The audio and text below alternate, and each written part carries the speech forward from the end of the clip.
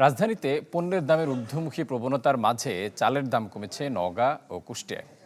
এক সপ্তাহ ধরে নতুন চাল বাজারে ওঠায় এ পরিস্থিতি। নওগাঁয় প্রতি কেজি চালের দাম কমেছে ৫ থেকে ৬০ টাকা পর্যন্ত। বর্তমানে জিরা ও কাটারি জাতের প্রতি কেজি চাল বিক্রি হচ্ছে ৫২ থেকে ৫৫ টাকার মধ্যে। অন্যদিকে কুষ্টিয়াতে চালের দাম কমেছে কেজি প্রতি ২ থেকে ৩ টাকা। তবে সবজি, ডিম, মাছ ও মশলা জাতীয় পণ্যের দাম কুষ্টিয়াতে বেড়েছে অস্বাভাবিক হারে।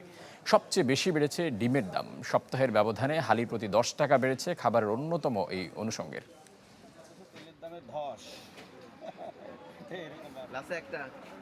জিরা শাল এখন পাইকারি হচ্ছে, আমরা নিচ্ছে ২৮০০ টাকা ২৯০০ টাকা কোয়ালিটি ভেদে বস্তা, ৫০ কেজি বস্তা। এবং যেটা খাটো জিরা এটা নিচ্ছে ২৬০০ টাকা ২৫৫০ টাকা ৫০ কেজির বস্তা।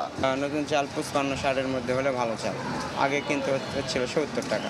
আসলে নতুন আর পুরাতনের যে ডিফারেন্স, ২-১ টাকা করে ডিফারেন্স দেখা যাচ্ছে যে নতুন চাল বাজারে ২ টাকা কমে বিক্রি হচ্ছে, পুরাতন চাল ২ টাকা বেশিতে বিক্রি হচ্ছে, এরকম বিক্রি হচ্ছে। ডিমের দাম বাড়তি। ডিম ৩-৪ দিন আগে, এই ৩ দিন ৪ দিনের মধ্যে খাসিতে প্রায় ১০০ টাকা বাড়তি।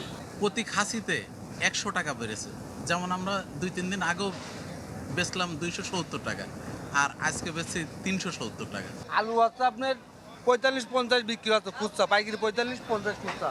আর পেঁয়াজ হচ্ছে আপনার হলো পাইকারি বিক্রি হচ্ছে আপনার ৬২-৬০ এরকম।